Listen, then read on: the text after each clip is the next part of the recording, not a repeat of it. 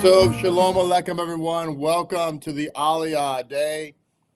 Glad that you are with me. I'm glad to be with you. It is the second day of Hanukkah. So, as we say, can you see the shirt here? Happy Hanukkah. Happy Hanukkah, everybody. Welcome to the Aliyah day. Glad to be with you. I am glad to be here. And today we're going to be talking about dream interpretation from the Jewish point of view. This portion, this week and, of course, last week, talking about Joseph, who's the dreamer, and he has a dream that makes his brothers not exactly happy, and then he has a second dream which makes them even less happy, and then he gets sent to Egypt to become a slave, and of course now he is interpreting dreams from Pharaoh, which is going to result in him being elevated to becoming the viceroy of Egypt, which in effect makes him the king of Egypt for all intents and purposes. And so we're going to be talking today, though, specifically about dreams and dream interpretation. It's a topic I think that fascinates a lot of people and interests a lot of people because some of us dream, some of us do have dreams that from time to time, those dreams we believe are significant, and we want to try to discern what exactly HaShem is trying to teach us or tell us in that dream. And so we're going to learn today, what does Judaism say about dream interpretation? How can we interpret dreams? And in Mayim Loez's commentary here, the third volume of Genesis, which of course includes this Torah portion, he has an entire section on dreams and dream interpretation.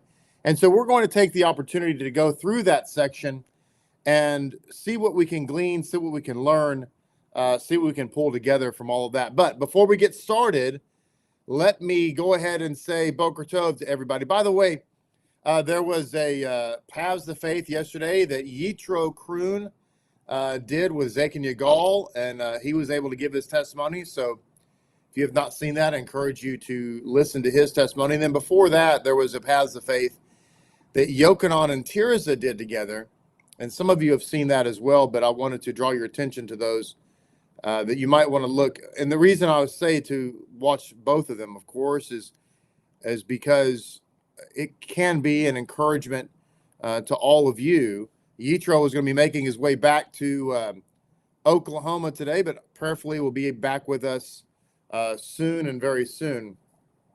But when you see and hear people go through the conversion program, it can be very encouraging and uplifting to so many people. Plus, as I say so often, there are people out there, many of whom watch us on a daily basis. They watch the Aliyah. They're exploring and learning.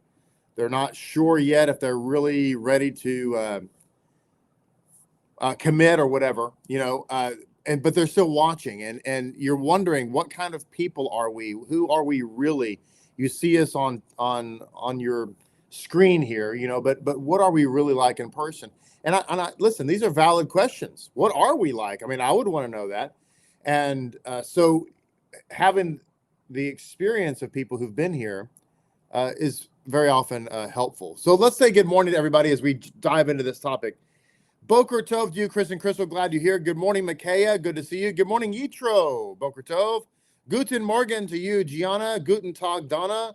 Bonjour to Zakin Yagal. Good morning to you, Sergio. There is Johan and Alita, Yochanan, Slika and Alita. Good morning to you both. Good morning, Nellie Grace. Guten Morgen to you, Yonina. Buongiorno, Jubilee. Bonjour, Texas Rose. Hello, Jacqueline. Hello, Karen. Hello to you, Jubilee. And there's Rebbitzin, the little butterfly. Hello to you, Jean, Sarah, and Shane. What's up? Hello to you, Miriam. Guten Morgen to you, Miriam, there in Las Cruces, New Mexico.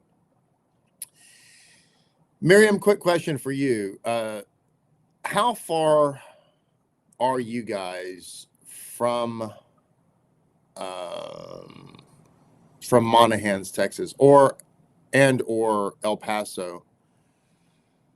I think you're about an hour, I believe, from El Paso, but just curious. Rabbi Tzin and I will soon be making a trip out to West Texas, far, far West Texas. We're going to go actually to the place called Tantui, and we're just wondering how far you might be from there. Good morning, Anna Smith. Good morning, Sonia. Good morning, John. Guten Morgen to you, Keturah and Shoshana Brenner and Roy Boker Tov. Good morning, Yonina, who is formerly from Georgia. Good to see you this morning. Good morning, Hannah and Leah. Hope you and Shmuel are doing great. Sarah Yohana, I was trying to say good morning and Boker Tov at the same time. Boker Tov. Good morning, Jimmy. Let's see. Oh, I'm so sorry, you guys. Sarah Yohana says y'all are on the road to a funeral. Well, Baruch Dana Met, very sorry for that. Safe travels. Nicro Cerno 5000, Boker Tov. Good morning, Matthew. Good to see you this morning. Let's see. Good morning, Loela, Boker Tov. Good morning, Kara. Deva, there you are. Hag Sameach. Yes, good to see you. Yes, welcome. Who else do we have? But yeah, David, you are far from there. Miriam says you're about 45 minutes from El Paso, otherwise known as El Paso. Well, we're going to see what we can do, Miriam, to arrange an opportunity to come see you guys, because we're going to be making a trip to Monahans, which is about 2 hours from El Paso, to see my dad and other Lapidniks out there that we have in Monahans, which is actually a lot. We have several Lapidniks in Monahans, actually, the Monahans, Odessa area. And Rebbe and I were talking about making an excursion to Las Cruces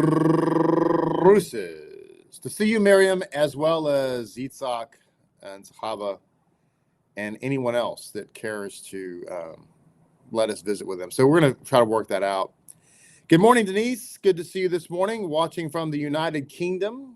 So glad you are here. Boker Tov to you. All right, so let's dive into this, shall we? What does Ma'am Luez have to say about dream interpretations? And how do we look at dreams Jewishly? Some people dream a lot. Some people dream less. But I think it's safe to say that it seems like, anyway, everyone that I've ever known has had some type of dream in their life that they felt like was important, that meant something, that HaShem was trying to say something to them.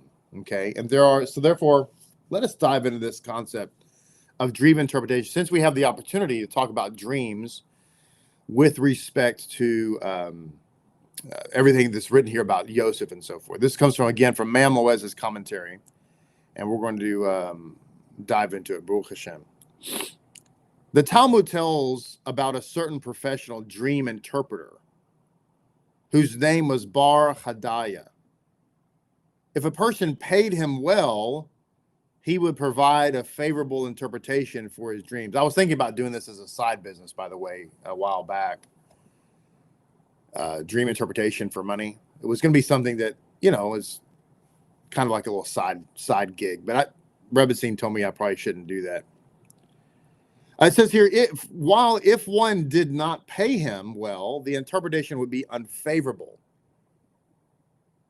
He lived in the same city as two great Talmudic sages, Abaye, who lived from 278 to 338, and Rava, who was from 280 to 352.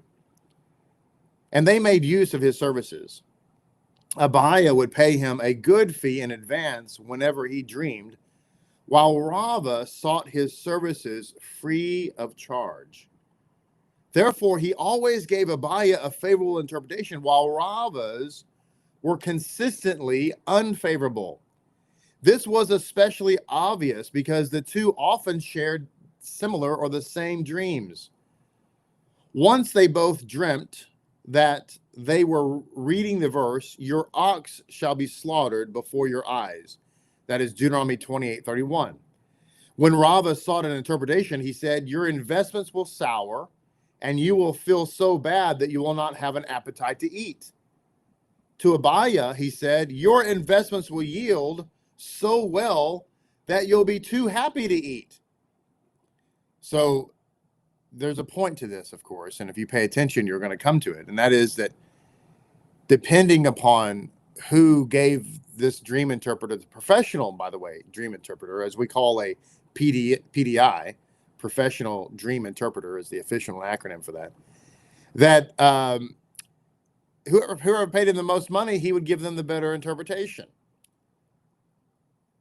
There you go. So it says here, they both dreamt or dreamed that they were reading the verse, "You shall have sons and daughters, but you will not keep them, for they will be taken into captivity." This comes from Deuteronomy 28:41.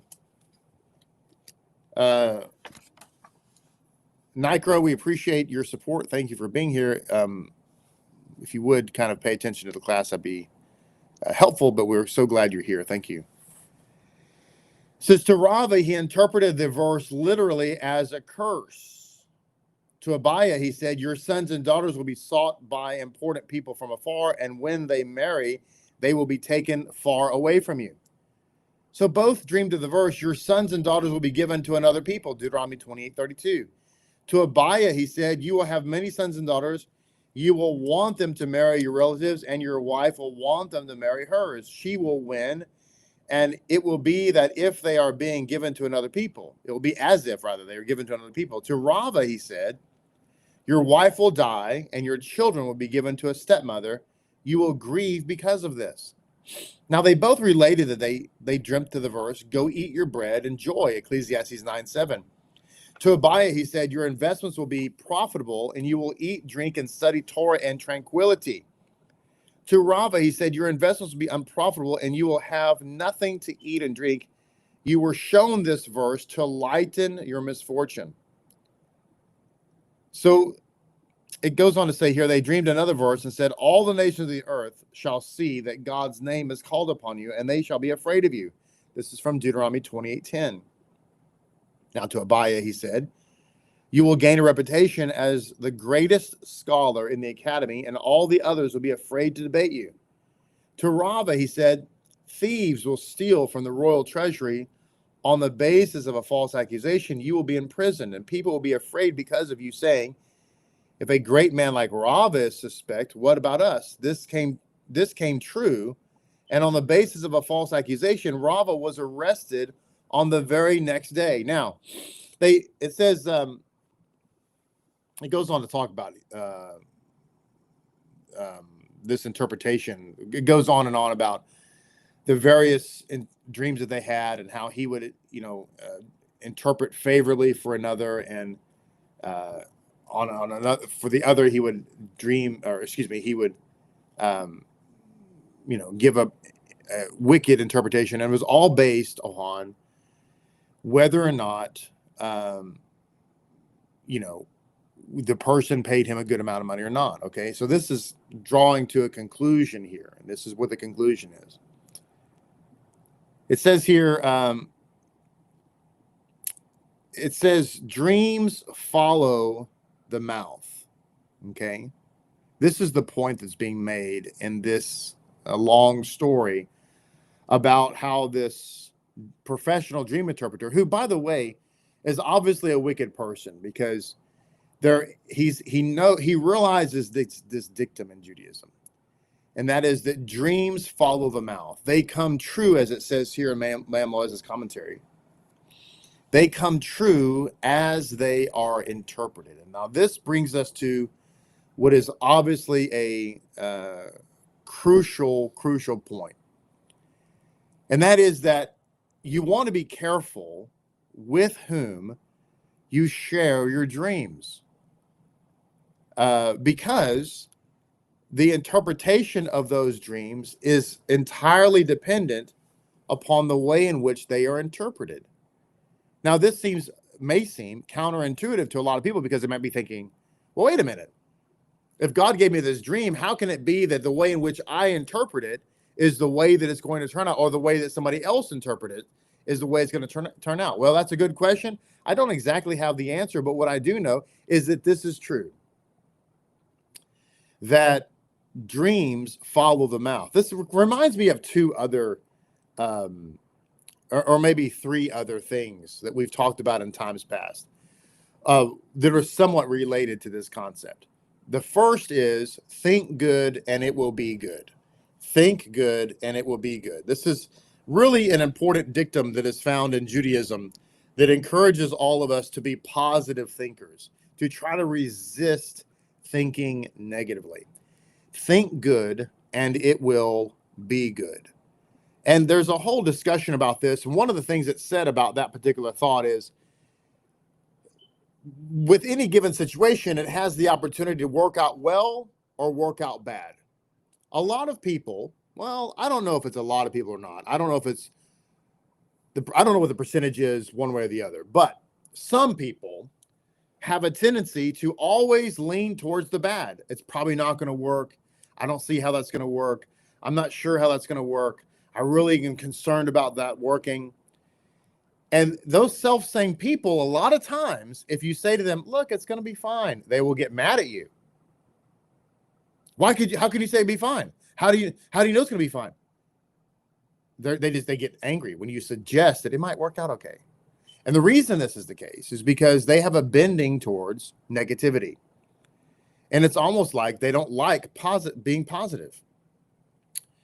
But with respect to the idea of think good, it'll be good, it's been said about that dictum that, look, you have a 50-50 chance of something being good, turning out good, or turning out bad. So why not assume it's going to turn out good? And I want you to think about your own self. And this is not, don't think about anybody else. This is about you. When you're faced with a situation, how do you think that it's going to turn out good more often than you think it's going to turn out bad? Is your first inclination is, well, I guess that's going to work out okay? Or do you feel fear and trepidation? Oh, I don't know how that's going to work. If you're the latter, you need to fix that. And it's a simple fix. Stop being negative. Now, along that same lines, there's another dictum in Judaism, and that is, what you fear will come upon you. What you fear will come upon you. And this is to teach us to stop being scared all the time, stop being afraid of everything. It reminds me of people who are hypochondriacs, or they're scared of their own shadow. What you fear will come upon you. And lastly, another dictum is the idea that these kind of things are somewhat related. And that is that cleanliness and being organized attracts prosperity. So being clean and being organized attracts prosperity. Now, listen, there are times where our lives, our houses, our cars, our offices, they just kind of get messy because, we live in them, we work in them, we operate in them. And so stuff gets disjointed and thrown about and things get out of place. That's normal. It's natural. And we should endeavor to keep our spaces clean, neat, and organized. Because filth attracts poverty. Disorganization, it literally attracts, this is what the sages say, it attracts a spirit of poverty. Being clean, being neat, being organized, getting rid of clutter attracts a spirit of prosperity. Let me ask you a question. Some of you have known people who are hoarders, or you've seen people who are hoarders on programs or news shows or whatever. Rarely, or you can do you agree with me that rarely are hoarders prosperous people? Rarely. Can it be true? Yes, but it's not very often. It's very, very rare. Hoarding is a symptom, by the way, of a lack of bitachon and emunah.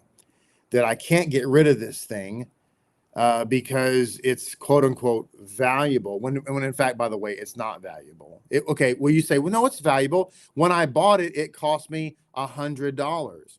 Right. And if you try to sell it today, you'd be fortunate to get 50 cents for it. Okay. And if you had to go out and buy it brand new, it might be $100 or 80 or 150. But it's only worth 50 cents as it is right now. So it's not really valuable, but you've trained yourself to believe it's valuable, right? But it doesn't matter because you don't need it. And the likelihood of you ever needing it is close to zero. But you hold on to it. Why? Because of lack of faith. So when you see hoarders, their houses are a wreck, and it invites a spirit of lack. It invites a spirit of poverty. This is important, okay? Now, this is why you never even notice that neighborhoods that are poor are filthy, trashy. Why is that? Do you have to be wealthy to keep something clean? How rich do you have to be to keep your house clean? How much wealth does it take to be tidy? Answer, it doesn't. So is the neighborhood filthy because it's poor, or is it poor because it's filthy? You see. Now, this takes us back to the dream interpretation follows the mouth. What we say about the dream is how it is going to turn out. Isn't that fascinating?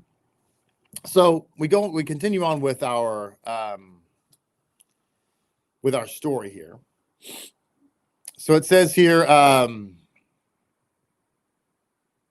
Rava said about this dream interpreter, that horrible man, he was the cause of all my troubles. Until now, I did not know that dreams follow the mouth. I am willing to forgive him everything other than his prediction that my wife would die. Because it says in our story, which I kind of skipped over for the sake of time, that all of these negative dreams came true and all the positive dreams came true. And so, Rob is just not figuring this out, that the dreams that he had could have been interpreted positively. And the reason they weren't is simply because he didn't pay enough money.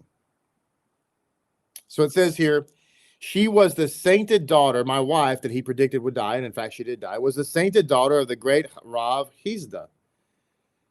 May he only fall into the hands of the Romans, and may they never have mercy upon him. Okay, this is what a curse he's putting against this person who basically cursed him by interpreting his dreams improperly. It says, Bar Hadaya overheard Rav's malediction, and he was terrified. He said to himself, we know that a sage's curse comes true, even if there is no reason for it. Rava has ample reason to curse me. The only remedy for me is to wander from city to city and not remain in the same place. Such self-imposed exile can, in fact, atone for my sins. Okay? His wandering finally brought him to Rome, where he found himself sitting on the steps of the superintendent of the king's treasury. He engaged the superintendent in conversation. In the midst of the discussion, the superintendent said, I had the strangest dream last night. I got needles in my fingers. Now, this man said, I'm a professional dream interpreter. Oh, this is going to go south real quick. He's in exile because he was interpreting dreams inappropriately, and now he's decided to go back in business.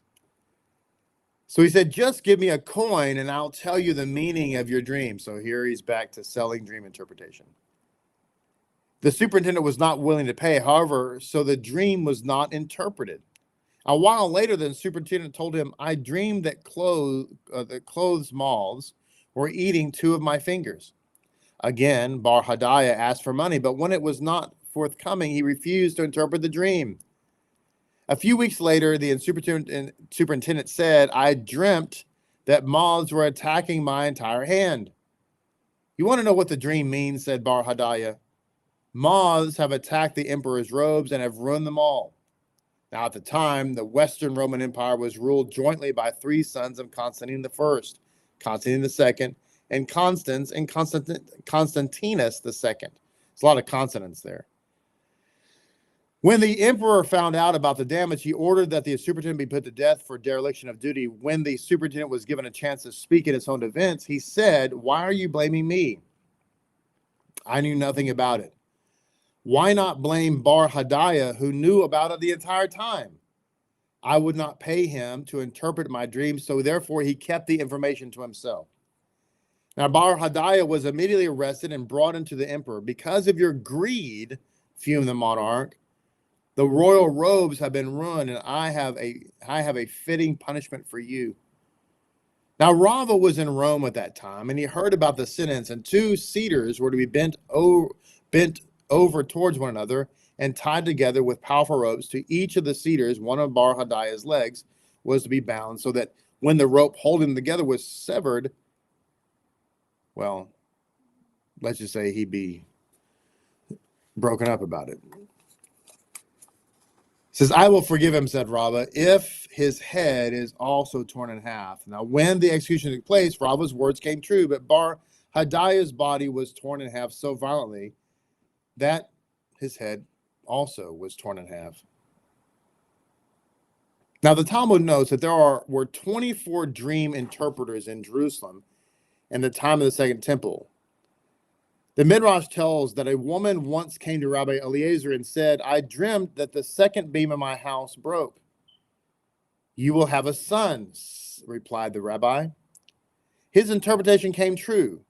And when she had a similar dream, he interpreted in the same manner, and she had a second son. When she had the same dream a third time, she went to Rabbi Eliezer's academy, but she did not find him there. When the students asked her what she was seeking, she told them about the dream. They said, "It's a sign that you will bury your husband." The woman wept bitterly upon hearing the tragic interpretation. When Rabbi Eliezer returned to the academy and heard what had happened, he told his students, "What you did was not right. As a result of what you said, a Jewish life will be lost. Dreams come true as they are interpreted." This teaches that one must be very careful to whom he tells his dreams. Since dreams follow the mouth, one should only tell them to a trusted friend. Well, that seems rather obvious at this juncture, doesn't it? But it is true. We shouldn't be blathering about the dreams we had and why we had them, because someone might interpret them in a way which is obviously detrimental. Dreams follow the mouth. So you say, well, what if I have a dream that I think is spiritual? What should I do? Well, ponder it, pray about it. If you want to share it with me or one of the Zakins or one of the wives of the Zakins, or the Rebbetzin, of course, that's fine. But beyond that, I would be extraordinarily careful. As it says here, only share your dreams with a trusted friend. Trusted friends are hard to come by the way. It has been my experience, to quote Doc Holliday, that friends are few and far between. He says, "Thus, if Joseph had not told his dreams to his brothers, they would have come true much sooner. Their jealousy gave the dreams an evil eye, and they did not come true until 22 years later." What's the evil eye? The evil eye is I did a teaching on the evil eye, by the way. And if you want to know more in depth about the evil eye, then I would encourage you to search that evil eye on this channel. You can use a search tool here on the YouTube channel. But basically, a evil eye is a curse. Someone looks at you, they're jealous about something, and they curse you. This is why you have to be so careful. I know it's very tempting, and it really is a shame that it has to be this way. But let's just say that you bought a new car, okay? And so you're proud of the fact that you're excited about the fact that you got a new car. And by the way, there's nothing wrong with you being able to get a new car, but you put that out on social media. Okay. What happens? Somebody says to themselves, well, why do they get it? How they afford that new car? What do they deserve to get a new car? And they're jealous. And what it does is it creates a curse. And this is what Judaism talks about, avoiding the evil eye. It goes on to say here, many of our sages discuss this in their books. How is it possible that a good or evil should come about because of the way in which a dream is interpreted? If a dream is fictitious, how can interpretation make it come true? If it contains a divine message, how can a mere mortal interpret it as he desires and have his interpretation come true? A number of answers to these questions are given, but none of them are truly satisfactory. And that's what I was saying. This is the mystery. I mean, it doesn't make sense really, but it is true. But if you also think about it, what I was talking about earlier about think good, it'll be good. If you have a situation, try to be positive about it as opposed to being negative. How is that?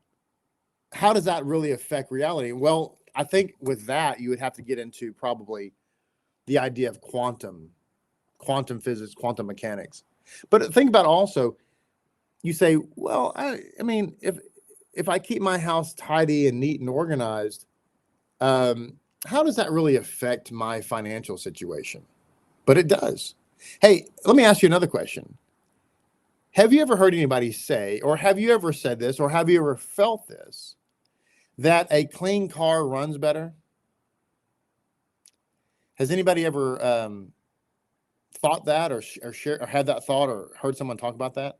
That when your car is clean and kept up and well, that it just seems to have fewer mechanical issues. It just runs better.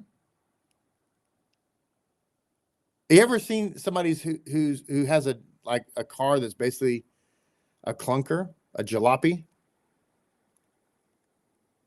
What's a common denominator? Do you ever see? Okay, let me ask you this question. And maybe when I say have you ever, and there could be an opportunity where you might say, well, yeah, I've seen this, but I would suggest it's probably rare. Ever seen somebody who had a clunker, a car I'm talking about? This is an example. Their car is like a total junker, it's a total clunker, but it's spotlessly clean, inside and out. Anybody ever see that? Now, I'm going to suggest to you that that's not very often the case. I'm not saying it's never true, but it's not often the case. So all I'm saying is we kind of know, don't we, that if we keep our cars clean and organized inside and clean, they tend to run better. Well, how does that, what sense does that make? Keeping my car clean, how does that make the transmission work? That's what I'm saying. This is the quantum part, but it goes on to say here. It says, actually, however, there are many things in the world that we do not understand. There are many herbal, or as we say in Jamaica, herbal. Many herbal medications are effective even though no one knows how they work. No one has any idea how the magnetic force works or why it can attract iron at a distance. We have no idea why a compass always points to the north. Besides this, there are many other phenomena for which there is no rational explanation. The effectiveness of dream interpretation is no different. From this, we can also gain an idea of the power of speech. One should therefore be very careful not to say something that bad should happen, since it might in fact come true. Our sages thus teach, do not let the curse of an ordinary person be taken lightly. Scientifically, this makes no sense whatsoever. How can fortune or misfortune be related to what somebody says? Still, experience says that it does.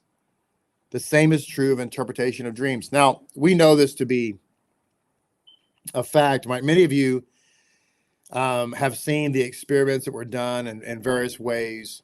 One of the most common ways in which it was done was with rice. I mean, they took rice, cooked rice, And they, well, in some cases, they put words around it, typed on sheets of paper. One bowl of rice had good words. The other bowl of rice had bad words. And the rice that had good words, after a period of time, remained fine. The rice that had bad words in that same period of time got all moldy. They did the same thing, I think, with music. Played classical music or what have you with the rice or whatever substance they were using. And then they did, whatever, heavy metal, screamer music, whatever they played for the rice on the other one, and it became moldy and the other one was fine. This is all quantum. This is why there's been times where Rabbi Singer and I have typed things out on paper, blessings and so forth, and we put them around the house. We've done that here at the synagogue. We've put things on paper and taped them around the synagogue in certain areas, speaking blessings, speaking prosperity. We've done that before by taking those same blessings, and we've taken them to the four corners of our synagogue and buried them in certain places. Things like prosperity, blessed, increase, life, whatever. Because these things, this is important. These are things that are spoken into. And we know this was spoken into your life that bring about a change through really quantum. We know this to be true. That's why we speak blessings over each other. We speak blessings over our homes, over our families, over our dogs and cats, over the squirrels out back. We speak blessings over everything, and it has an effect. And this is the same for dream interpretation. This scientifically doesn't make any sense. There's a physician, Dr. Siegel. I see him on the news program fairly often. I forget his full name, but he wrote a book talking about how in his experience and other doctors like him are starting to come to the realization that prayer and faith in general have a positive impact on people's recovery in a medical situation. And so this book is about really how he has seen that the patients that receive prayer do fundamentally better than those who do not. And scientifically, it doesn't make any sense, but it just is what it is, right? So it says sometimes one must fast because of a bad dream. It is taught that a dream is 1/60th of prophecy. Therefore, one should not ignore a dream. If one has a bad dream, it might be foretelling some future evil. One might be allowed to see it in order for him to repent and correct his ways. So dreams, as we see here, are in fact a form of prophecy. Now, it says here, the angel Gabriel oversees dreams. God warns us of future tragedies. As it is written, God does nothing unless he reveals his secret to his servants, the prophets. This is Amos 3:7. This was true in the time of the prophets, who were God's messengers to warn them of future calamity. When there were no prophets, God revealed these things through his sages, since in many ways a sage is superior to a prophet. When there is neither prophet nor sage, God reveals the future through dreams. He does not want calamity to come without at least some future warning.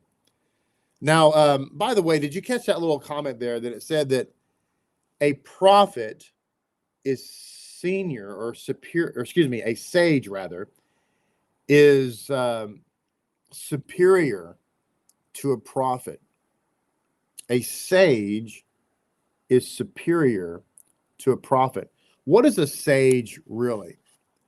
Well, a sage is somebody who is an eminent Torah scholar, who teaches people Torah, who reveals the secrets of Torah, who reveals the exegesis of Torah and the Word of God. A prophet is somebody who God gives the ability to be a seer, to see into the future, to predict events, to know what God is saying in the moment. I think it's probably safe to say that if I just stopped the average person and said, who do you think would be superior, a prophet or a Torah scholar? I think that most people would say, well, a prophet, because we've been trained to believe that the supernatural and that type of thing is more important. But what does this teach us? It teaches that in God's economy, that's not true. The one who's superior is the one who performs the commandments, studies the commandments, and teaches others to do the same. You see, Judaism, that is biblical religion, values practical obedience far more than miracles. And this is why when people say, well, don't you believe in Jesus Christ and all the miracles he did? Well, and listen, I actually have a short about this. Why do Jewish people reject Jesus Christ? Last time I checked, that 41-second short has something to the effect of 180,000 views. 180,000 views. Now, why? That's just crazy, isn't it? Well, why is that the case? Because people are perplexed. If Jesus did all these miracles, then why don't Jews believe? It's like this is the prophet versus sage concept. Well, the answer is simple. The Jesus Christ that the church preaches is somebody who negates, nullifies, abolishes, cancels, abrogates, fundamentally changes the law of Moses. And as a result, by scriptural definition, that makes him a false Messiah. And so that's it. That's the answer. Why? Because miracles are irrelevant if you're telling me to abandon the word of God. That's the point. Let me say that again. Miracles are irrelevant if you're telling me to abandon the word of God. In fact, the word of God tells me as a Jew that if I see great miracles, but the miracle worker is telling me to abandon the Torah of God, the law of Moses, then I'm supposed to know that that is a test from God. That liar is testing my resolve. So this is why in biblical thought, otherwise known as Jewish thought, miracles are subordinate to obedience. It's subordinate to obedience. Miracles are meaningless if there's no obedience to the law of Moses. Now, it says here, continuing on, one must therefore fast when he has a bad dream. Normally, it is forbidden to fast on a Sabbath, since this is a day when one must eat and drink heartily. But if one has a bad dream Friday night, one may even fast on Shabbat. Fasting is good for a bad dream, since even if a decree was signed 70 years earlier, fasting can cause it to be annulled. So in general, fasting, it's talking here about how powerful fasting is. And it should also be mentioned that teshuvah in general can tear up any evil decree. This is why people don't understand. They say, well, the Jewish people rejected the Messiah. Now they're under a curse. Yet they haven't read Leviticus 26 or Deuteronomy 30, which explicitly state that when we sin as a Jewish people and we are subsequently cast to the four corners of the earth and we're far away from our home, which means there's no temple, there's no sacrifices, right? Because we're in Ireland or we're in India, or we're in Australia, or wherever we are. And when we make teshuvah and we turn our heart back to God, then that evil decree is torn up and we're brought back to the Holy Land. There's no temple. Some people say, where's your temple? Where's your sacrifices? How are you going to get forgiveness? Well, guess what? Have you not read Leviticus 26 and Deuteronomy 30? There's no temple. There's no sacrifices. We simply break our heart and God brings us back. Teshuvah can overturn any decree. And it's saying here that fasting in particular is important for overturning the evil decree of a dream. It says one should fast if he dreams about a Torah scroll or tefillin being burned. The same is true if one dreams about the closing of the gates on Yom Kippur. Others say that one must fast whether he dreams about Yom Kippur at all. One should also fast if he dreams that his teeth have fallen out or that the beams of his house are falling. The same is true if one is reading a Torah or getting married in a dream. However, if one sees that his jaw is dislocated in a dream, he should not fast, since this is a good sign that his enemies are being dislocated and they will fall. Now, in the time we have remaining here, a few minutes we have remaining, just want to finish up here as it's talking about this particular concept of fasting. We turn over here and see. It says, some say that whether or not one fasts for a dream depends on how he feels about the dream. If a dream troubles a person and causes him grief, and the fast relieves him, he should fast. If he suffers more from fasting than from the dream, then he should not fast, especially on the Shabbat. Instead, he should take upon himself to fast 2 days during the week. And since his intent was good, he will be forgiven and have the bad decree annulled. So it says here, still, fasting on the Shabbat is even better. If the decree has been in effect for 70 years, it can be annulled through fasting even on the Shabbat. Very fascinating indeed, right? What we learned today is very important, that dream interpretation follows the mouth, which, of course, we read leads us to the other concept that everything that we say should be guarded. Keturah is asking what page this is on. This is the Mem Loez, the third volume of Genesis, and it begins on page 345. Page 345. We have to guard what we say. So we've learned today that dream interpretation follows the mouth. We should therefore guard what we say. We also learned today that when we keep our places clean and organized and tidy, that we attract a spirit of prosperity. When we live in filth and dirt and disorganization, we attract a spirit of poverty. Nobody needs that. We also learned that we think good, it will be good. And we also learned that we were reminded anyway, about the quantum physics, that when we speak blessing, we're blessed. And maybe we need to type it out on sheets of paper sometimes and put it around our homes and let that blessing permeate our very being. End of our Aliyah today. Thank you so much for being a part of the program. I hope this has been interesting and inspiring to you.